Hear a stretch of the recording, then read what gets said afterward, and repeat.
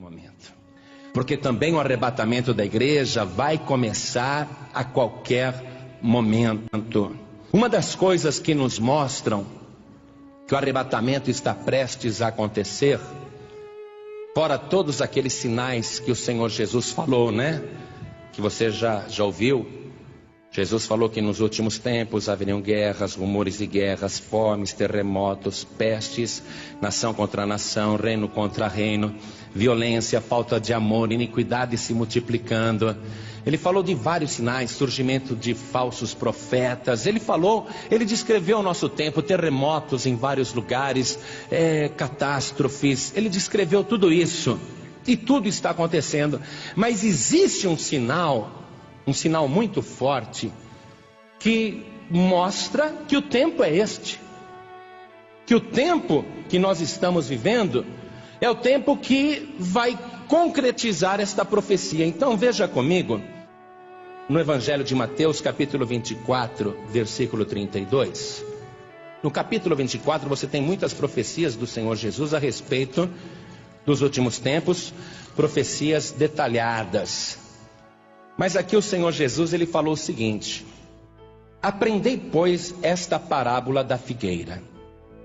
Quando já os seus ramos se tornam tenros e brotam folhas, sabeis que está próximo o verão. Jesus usou a figueira como um símbolo da sua chegada. Na Bíblia toda, a nação de Israel é retratada como esta figueira. Uma figueira que estava seca, uma figueira que estava morrendo, mas o lavrador pediu: deixa eu cuidar mais um pouquinho dela, para ver se apresenta frutos. E se não apresentar, depois a gente arranca. Então, Israel representa esta figueira. Quando o Senhor Jesus falou aqui da figueira, esta profecia, ele está dizendo que quando a nação de Israel começasse a brotar folhas, nós deveríamos saber que está próximo o verão, isto é, que está próximo aquele dia quente, aquele dia de ira, de furor. E ele, falando desta maneira, ele disse assim, no versículo 34: em verdade vos digo que não passará esta geração sem que todas essas coisas aconteçam. Jesus está falando do fim dos tempos, não é? Ele está falando da sua volta. Ele fala da figueira, quando a figueira começar a brotar folhas e quando começar a brotar ramos, então sabeis que está próximo o verão. Então, quando que a figueira que estava seca, aparentemente morta mesmo, porque Israel é um país milenar, porém num período da sua história, depois que eles rejeitaram Jesus, depois que Jerusalém foi destruída no ano 70 da nossa era, este povo foi disperso no mundo inteiro.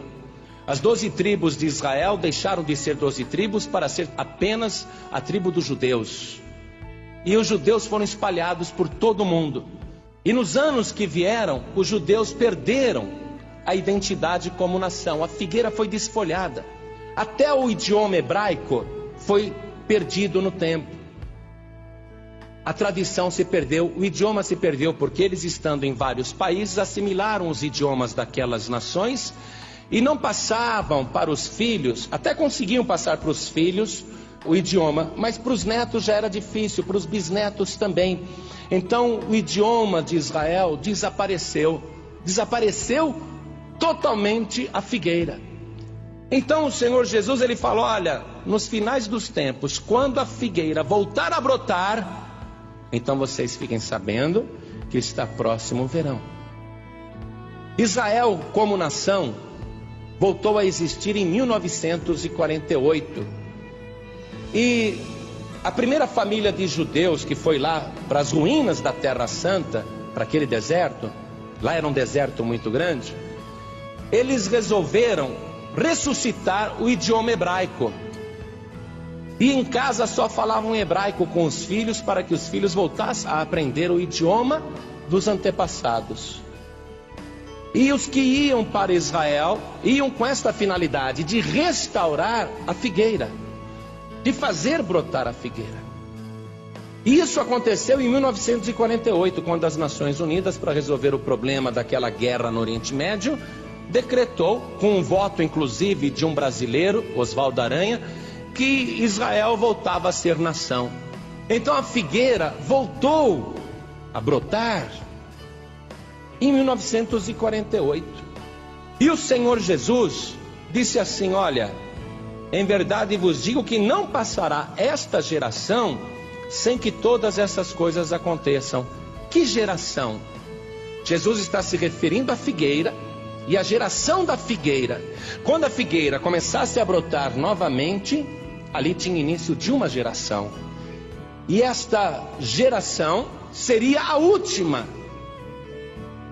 E o Senhor Jesus disse: não passará a geração da figueira até que todas estas coisas aconteçam. Existem controvérsias sobre o tempo de uma geração, mas o mais provável é o que o próprio Deus diz na sua palavra sobre o tempo de uma geração. Então vamos ver ali o Salmo 90, versículo 10. Qual seria o tempo de uma geração? Para que a gente possa ter uma ideia, Jesus disse: na verdade não passará esta geração sem que todas essas coisas aconteçam. Então, diz assim: a duração da nossa vida é de 70 anos. E se alguns, pela sua robustez, chegam a 80 anos, o melhor deles é canseira e enfado, pois passa rapidamente e nós voamos. Quer dizer que a duração da nossa vida, ou de uma geração, é de 70 anos. Exagerando-se, 80 anos. Então a geração da figueira, ela brotou em 1948, com a recriação do Estado de Israel. A figueira foi novamente cultivada, começou novamente a produzir os seus ramos, se tornaram tenros, brotaram folhas.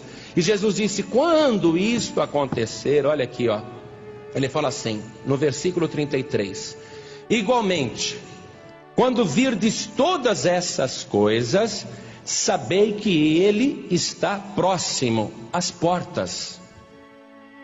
Se não vai passar a geração da figueira sem que todas essas coisas aconteçam, quer dizer que não precisa necessariamente se cumprir 70 anos depois que a figueira começou a brotar, ou 80 anos depois que a figueira começou a produzir ramos ou folhas.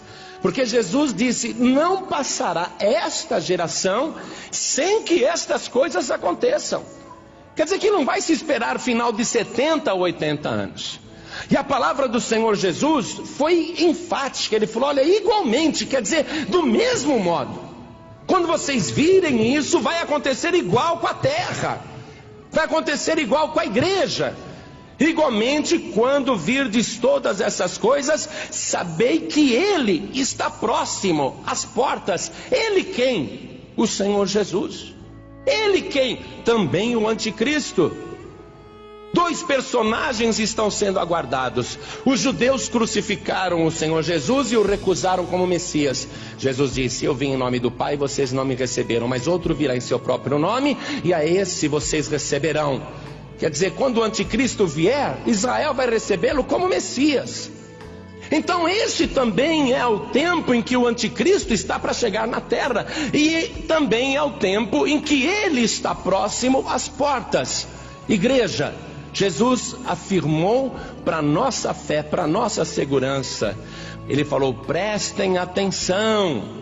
Quando vocês virem essas coisas acontecerem, é porque ele está próximo às portas. Meu querido, minha querida, saiba disso. Nós estamos vivendo os últimos dias, os últimos tempos, e nós podemos crer e ter a certeza pela fé que os pés do Senhor Jesus já estão colocados em oculto nas nuvens dos céus. Ele já está próximo às portas. A qualquer momento ele vai dizer aos anjos: chegou o momento, toquem as trombetas, os que são meus serão arrebatados, vão encontrar comigo aqui nas nuvens dos céus. Eu vou livrar os meus de toda a tribulação que virá sobre a terra.